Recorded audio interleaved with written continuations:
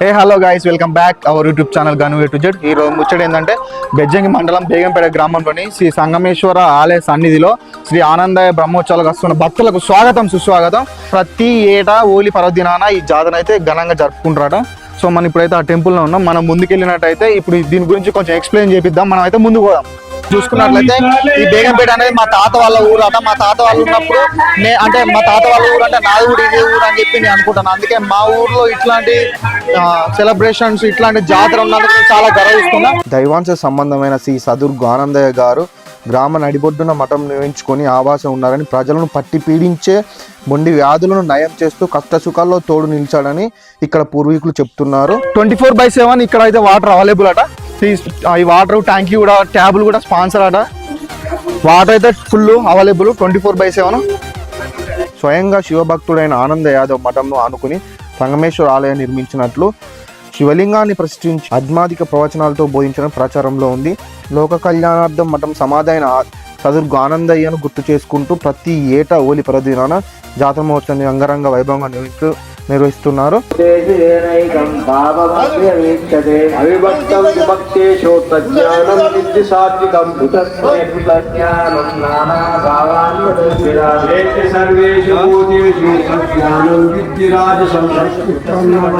లోపలికి పోయినట్టయితే మీరు చూసుకున్నట్లయితే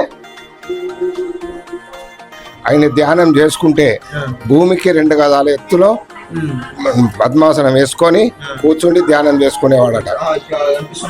ఆ రూమ్ లో ధ్యానం చేసేటప్పుడు మాత్రం ఆయన ఇటు భూమికి కానీ అటు ఆకాశానికి కానీ ఎటు ఏ పక్క అంటకుండా గాలిలా గజం ఎత్తుతో నిలబడి కూర్చుండి యోగ ముద్రలో ఆయన ధ్యానం చేసుకునేవాడట. భక్తులు ఆయనను చూసి చాలా అది చేసి ఆయనకు చాలా ప్రియమైన భక్తులు ఉన్నారు ఇప్పటికి కూడా. చూపిస్తా. అందులో అయితే సమాధి కూడా అయిందట. సమాధి గారికి కూడా మనం పోయి లోపలికి దిగి మీకు ఆ సమాధి అయితే ఎక్స్ప్లెయిన్ చేపిస్తాం. మీకు ఒకసారి మనం చూసుకున్నట్లే మనం పోదాం అడిగి.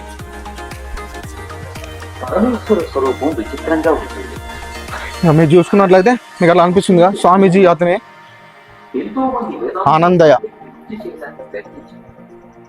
స్వామీజీ గారు. ఇప్పుడు మనం అయితే లోపలికి పోదాం. ఒకసారి మీరు లోపలి చూడండి ఒకసారి.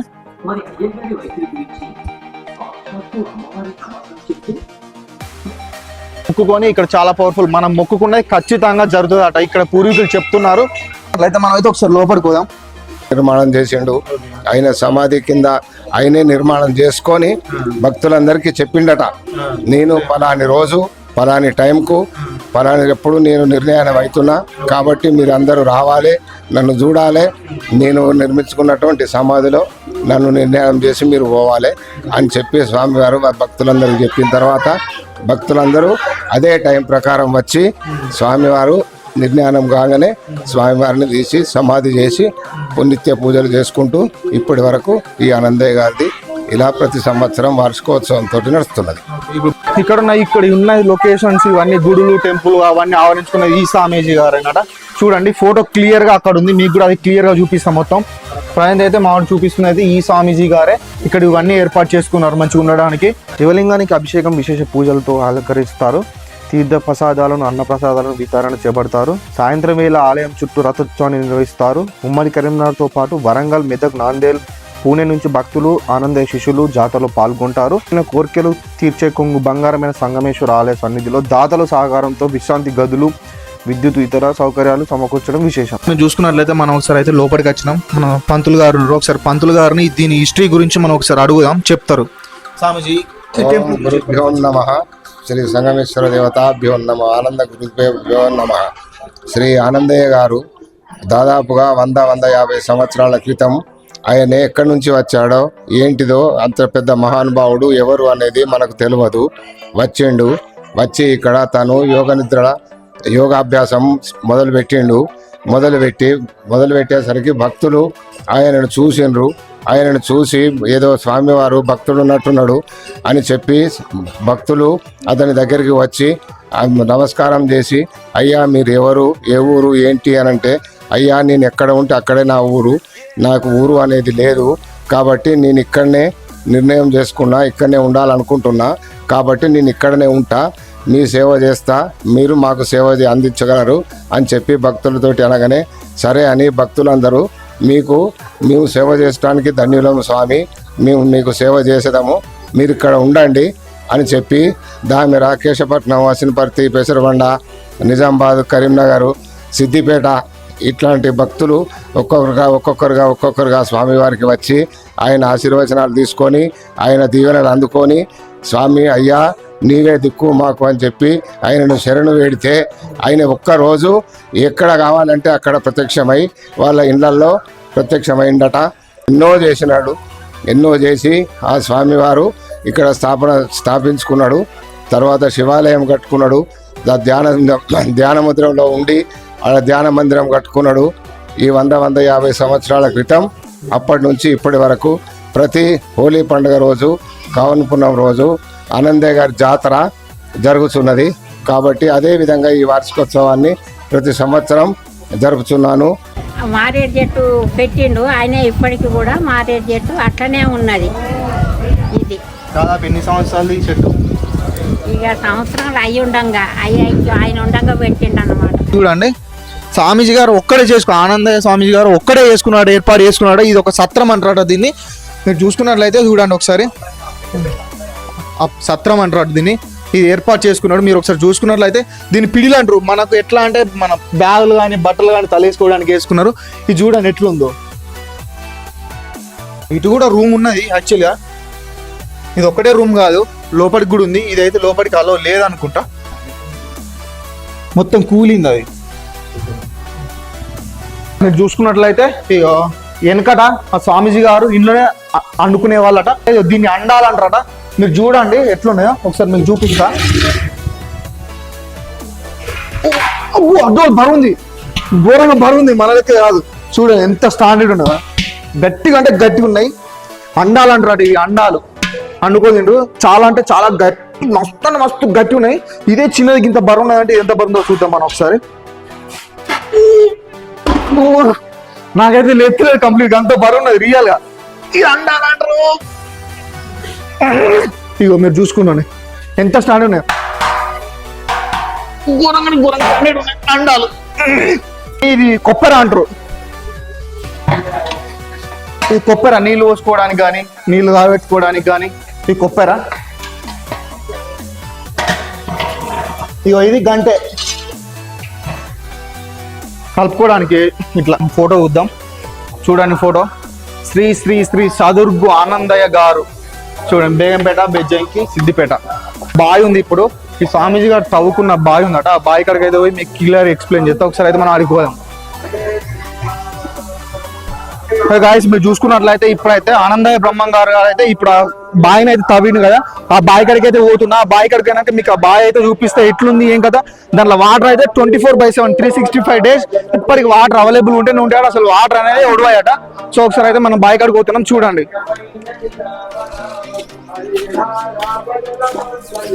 బావి ఉన్నది. ఆ కాలంలో 20-25 గదాల బావి తవ్విండు. మొత్తం రౌతుతోని కట్టడం జరిగింది. రౌతు బావి. అతను చాలా మందిని కూలీలను పెడితే వాళ్ళు కూడా ఒక్క రూపాయి కూడా తీసుకోకుండా దైవ కార్యక్రమం అని అన్ని బావి తోడి నీళ్లు వేసి ఆ సంవత్సరం.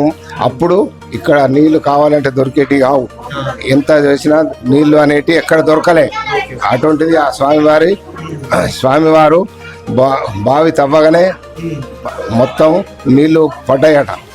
నీళ్లు పడితే ఈ ఊరు ఆనందయ్య గారి మఠంలో నీళ్లు తెచ్చుకొని తాగాలి అని చెప్పి ఊరు మొత్తం వచ్చి వాళ్ళ దగ్గర ఇక్కడ బావి నుండి నీళ్లు తీసుకొని పోయి వాళ్ళు ప్రతి దినము నిత్య కార్యక్రమాలకు ఉపయోగించుకునేవారట. భక్తులకు ఏ సంకల్పాలున్నా ఏది ఉన్నా కూడా తెలిసేది ఆయనకు. ఓసారి అన్నదానం జరుగుతా అంటే సాయంత్రం పౌర్ణానికి అందరు చుట్టూరోళ్ళు వస్తే 4-5 అన్నం అయ్యేటట్టు ఉందట. అయ్యా వంటింటే పోయి ఎంత ఉందంటే ఇప్పుడు వంట చేయలేదని 60-70 మందికి పెట్టించిండట. 5-6 పుణ్యంత అన్నం. ఇలా పాత్రలు ఎవరంటే వనకాలు, చామరాంబ, చామెర, బుచ్చవ్వ, అన్నపూర్ణ, చిత్తపేట. వీళ్ళు అయ్యతోని ఉండేది ఎప్పటికీ. అయ్య సంగతి అంతా వాళ్ళకి తెలిసింది.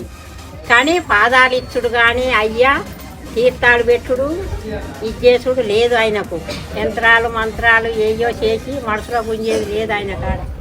ఏమైనా దైవభక్తితో కాలం గడిచింది ఆయనకు. ఇదయిందన్నమాట. ఆయన జీవితం అంతా అట్లే గడిచింది. ఆయన ఉండంగానే సమాధి సికింద్రాబాద్ వాళ్ళు వచ్చి సమాధి కట్టిండ్రు. అట్లా ఆ సమాధిలో దించిండ్రు. సమాధి ఆయన ఉండంగానే కట్టుకున్నాడు. ఆయన ఉండంగానే శివైత్య ఫలాన్నాడు అని చెప్పిండ్రట. ఇక్కడ శ్రేష్టత ఏమిటంటే స్వామి యొక్క మహిమలు అంటే అది మంచి కొరకు చేసే మహిమలు. నాకు తోచింది, నాకు తెలిసింది ఒకటి ఉన్నది.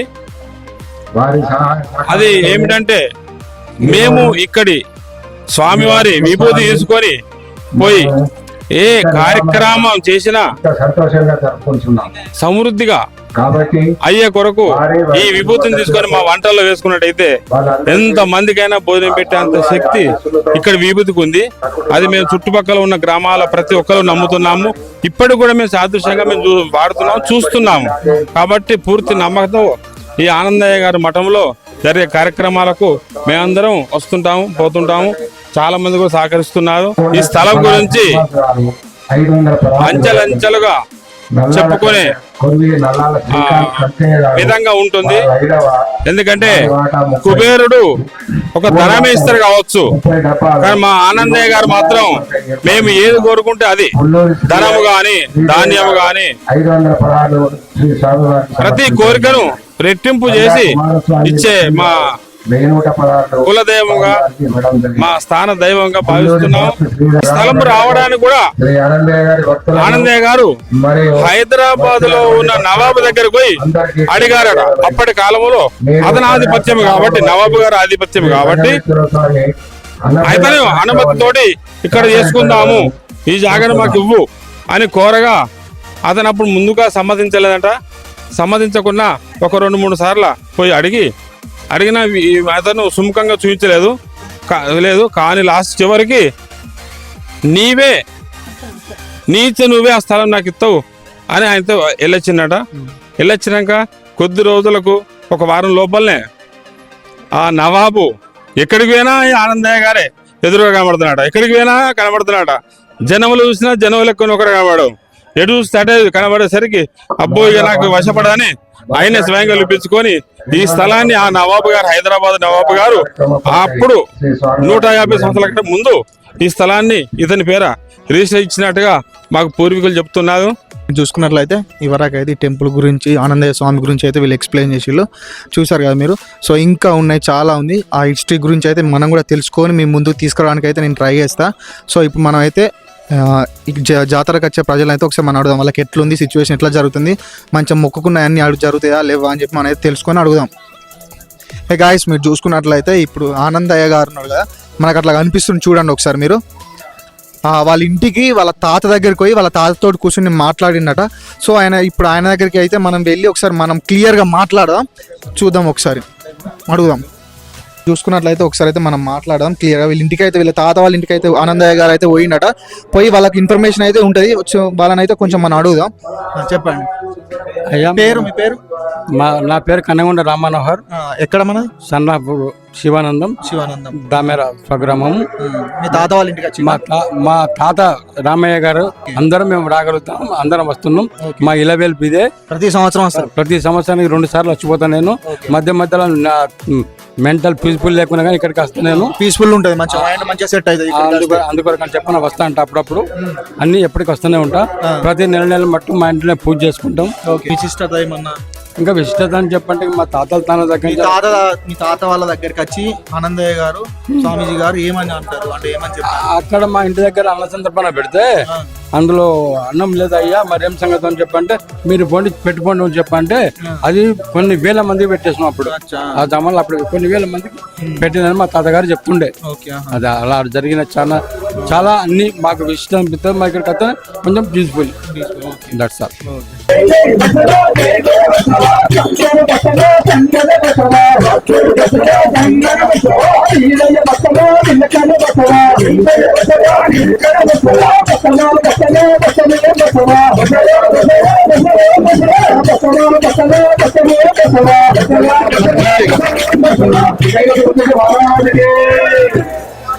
महाराज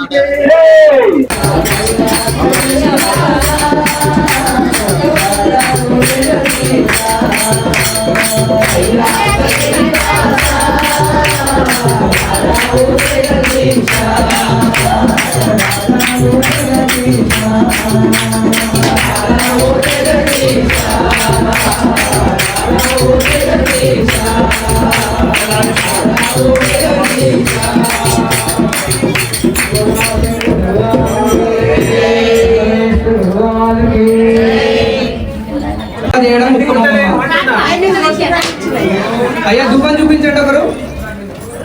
స్వామి పరిహారమైన శివ పరిహారమైన దశాంత రూపము భవనేహానికు శివ భవనేహానికు రూపము శివలింగ దుర్గాధభంగ శివ దుర్గాధభంగ రూపము ఇష్టలింగ నీకు రూపము శివ నీకు రూపము సత్యం నవర సంచావే అమృతమస్తో అమృతోవత్తనమసి స్వాహాం ఓం ప్రాణాయ స్వాహాయ స్వాహా వేణ స్వాహా ఉదానాయ స్వాహా మధ్య మధ్యే ఉదకవహణీయం సమర్పయామి ఉత్తరాభూషణం సమర్పయామి హర హర మహాదేవ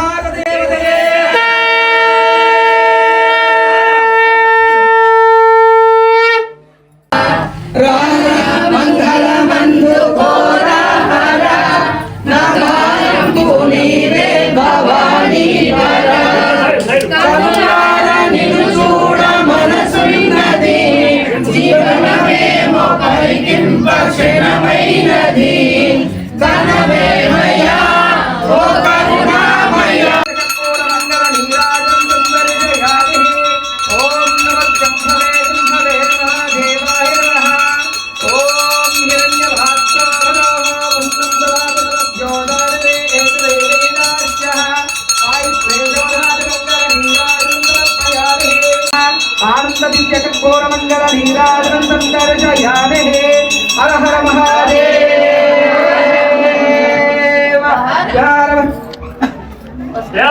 పార్వతీ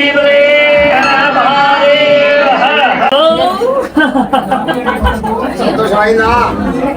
ఇంకేమన్నా ఉన్నదా? ఇంకా తప్పు చేసినా చెప్పు, ఇంకా తప్పుంటే చెప్పు.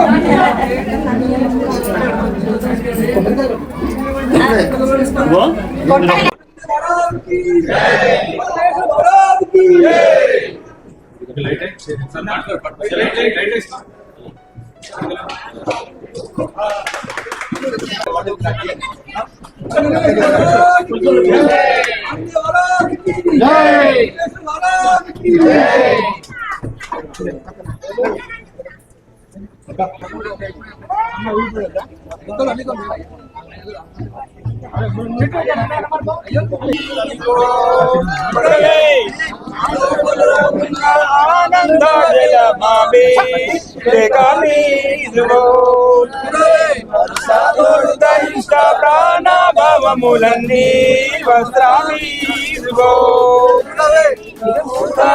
పంచభూతములన్నీ మీరు చూసుకున్నట్లయితే ఇప్పటికైతే పూజ అయితే కంప్లీట్ అయిపోయింది. ప్లస్ మనం లోపల ఉన్న ఇప్పుడు ప్లస్ ఇక్కడ కూర్చున్నాం కదా, ఈ పూజ అయిపోయింది. ఇప్పుడైతే అన్నదాన కార్యక్రమం అయితే స్టార్ట్ అయింది.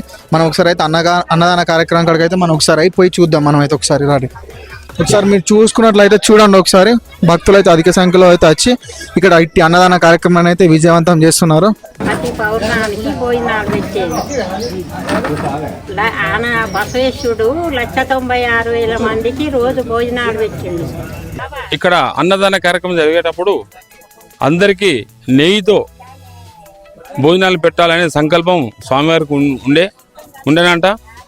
అప్పుడు జనాలు అన్నదాన కార్యక్రమంలో పూర్తి స్థాయిలో పాల్గొనుచుండగా చుట్టుపక్కల వాళ్ళు ఎక్కువ మంది రావడం వల్ల ఆ నెయ్యి అనేది డబ్బాలు ఒక 2 డబ్బాలు మిగిలాయట. ఎన్నో డబ్బాలు తెప్పించారు కానీ 2 డబ్బాలు మిగిలినాయి.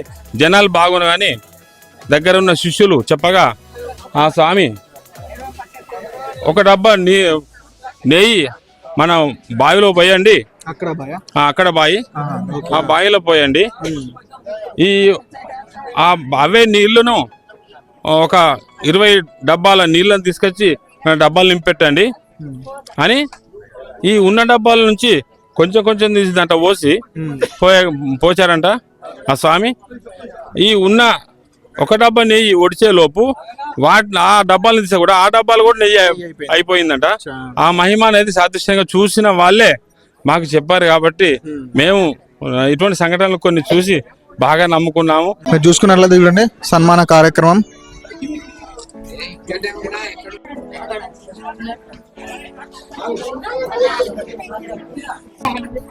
గాయ్స్ ఫైనల్ అయితే మా బాబాయ్కి అయితే సన్మాన కార్యక్రమం చేస్తుండ్రు. ఎందుకంటే ఈ టెంపుల్లో మేనేజ్మెంట్ మొత్తం చూసుకున్నారు వీళ్ళిద్దరే.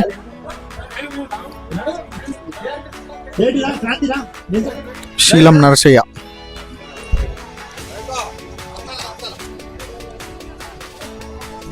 స్వామివారు ఉన్నప్పుడు ఈ అన్నపూజ అనేది ఆయన అన్నపూజ ఫస్ట్ టైం చేసిండు. అన్నపూజను చేసి అన్నదానం ఏదైతే జరుగుతుందో ఆ అన్నదానం జరిగే దాంట్లో ఇది తీసుకుపోయి ఒక పిరికెడు ఆ దానం చేసే అన్నంలో వేస్తే అది ఎంత పెట్టినా తరగలేదు, ఎంతమంది వచ్చినా ఆ అన్నం అనేది తరగలేదు. కాబట్టి అప్పటి నుంచి స్వామివారు ప్రతి పౌర్ణానికి మీరు అన్నపూజ కట్టుకొని నా ప్రసాదాన్ని తీర్థ ప్రసాదాన్ని స్వీకరిస్తే మీ ఇంట్లో కూడా ధనధాన్యాలు కానీ ఏ అభివృద్ధి చెంది మీకు ఏ లోటు ఉండదని చెప్పి ఆ అన్నపూజ కార్యక్రమాన్ని ఆ స్వామివారు మొదలుపెట్టాడు. ఓం నమ శివాయ. సాయంకాలం సమయంలో ఈ ఆనందయ్య గారు మఠము బేగంపేట వాస్తవులైనటువంటి ఆనందయ్య గారు జీవసమాధి అయినటువంటి వారు. ఇక్కడ శివలింగాన్ని ఆవిర్భావం చేసినటువంటి వారయ్యారు ఆనందయ్య గారు. ఆ ఆనందయ్య గారిని శివలింగం ఆవిర్భావం చేసినప్పటి నుంచి ఆ లింగానికి విశేషమైనటువంటి పూజలు జరుగుతున్నట్టు వస్తున్నాయి. ఉదయం అయితే అన్నప్రసరణ అంటే స్వామివారికి ప్రత్యేకించి నైవేద్య రూపకంగా అన్నము వండి ఆ శివునికి అలంకరణ చేసి ఆ అన్నప్రసాదాన్ని భక్తులకు నైవేద్యంగా ప్రసాదంగా ఇస్తూ ఉంటాము. సో గైస్ మీరు చూసుకున్నట్లయితే ఇప్పుడైతే మాకు మొత్తం కంప్లీట్ అయిపోయింది. చూసారు ఇప్పుడైతే షాపులు ఇప్పుడే వచ్చినాయి. చూడండి మీరు ఒకసారి చూసుకున్నట్లయితే షాపులు అయితే ఇప్పుడే పడుతున్నాయి. చూడండి మీరు ఆటోలు అయితే వచ్చి జిలేబీ షాపులు, లడ్డూలు అవి అని ఇప్పుడే స్టార్ట్ అయింది. అక్కడ నుంచి సాయంత్రం వరకు అయితే రద్దీ అంటే ఫుల్ ఉంటుందట. ప్లస్ ఇందులో ఉన్న బండ్లు కూడా బయటకు చాలా అంటే చాలా మంది వస్తారంట. మీరు చూసుకున్నట్లయితే ఒకసారి చూడండి. మనం మార్నింగ్ వచ్చినప్పుడు అయితే ఒక్క షాపులు లేవు, ఇప్పుడైతే షాపులు వచ్చినాయి ఇంకా వస్తూనే ఉన్నారు. సాయంత్రం 4:30-6 వరకు అయితే ఫుల్ మంది అంటారు, అంతా నిండుతారు కంప్లీట్గా. ప్లస్ లైటింగ్స్ కూడా అరేంజ్ చేసిండు. తర్వాత నేను నైట్ టైంలో అయితే మళ్ళీ ఒకసారి షూట్ చేసి మీకు చూపిస్తాను క్లియర్గా. మీరు చూసుకున్నట్లయితే ఇప్పుడైతే మనం రథం ఇప్పుడైతే స్టార్ట్ అయింది. ఈ గుడి చుట్టూ 3 రౌండ్స్ అయితే తిప్పుతారట. మనం ఇప్పుడైతే కొంచెం లేట్గా వచ్చిన, ఆల్రెడీ ఒక రౌండ్ అయిపోయింది. సో ఇప్పుడైతే మీకు చూపిస్తున్నా. ఇక్కడ భక్తులు కూడా వచ్చిళ్ళు చూడు రౌండ్ తిప్పుతారు. మీరు చూసుకున్నట్లయితే మనమైతే ఇప్పుడు అడిగి పోతున్నాం. సో ఇప్పుడే స్టార్ట్ అవుతుంది. మీరు చూసుకున్నట్లయితే చూడండి ఒకసారి చూడండి. మీరు చూసుకున్నట్లయితే ఇప్పుడు స్టార్ట్ అయింది రద్దు.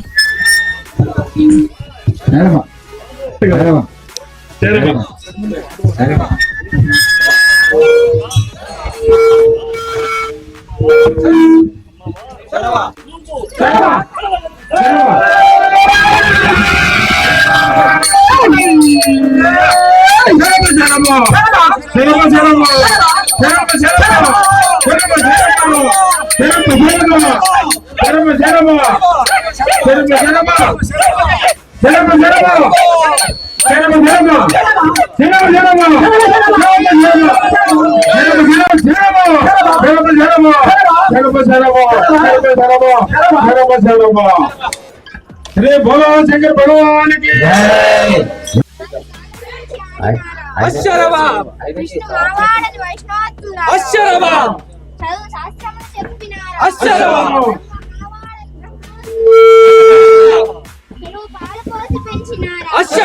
ఉత్సవ సంబంధంలో విశేషంగా వీరభద్ర స్వామికి సంబంధించినటువంటి దండకాలు, అలాగే శివుడికి సంబంధించినటువంటి ఖడ్గాలు, దండకాలు వేయడం పడుతుంది. రథోత్సవం సందర్భంలో భక్తులు విశేషంగా పాల్గొని ఈ విధమైనటువంటి శివ అనుగ్రహానికి కృపపాత్రులు అవుతారని తెలియజేసుకుంటున్నాం.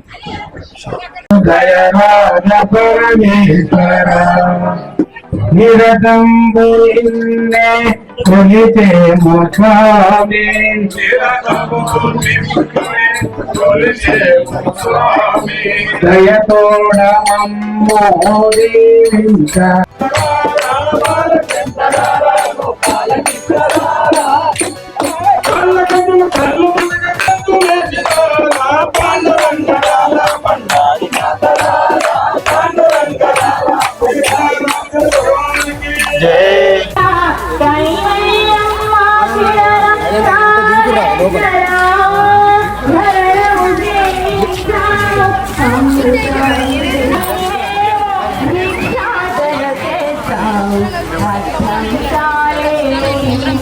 నా వీడియో అయితే కంప్లీట్ అయిపోయింది. వీడియో అయితే క్రేజీ అంటే క్రేజీ ఉంటుంది. బై వీడియో పాత వీడియో ఎట్లా సపోర్ట్ చేశారో ఈ వీడియో ఎట్లా సపోర్ట్ చేస్తే మనస్ఫూర్తిగా A to Z YouTube channel subscribe చేసి లైక్ అండ్ షేర్ సబ్స్క్రైబ్ అవుతారని మనస్ఫూర్తిగా కోరుకుంటున్నా. అందరితో బై బై.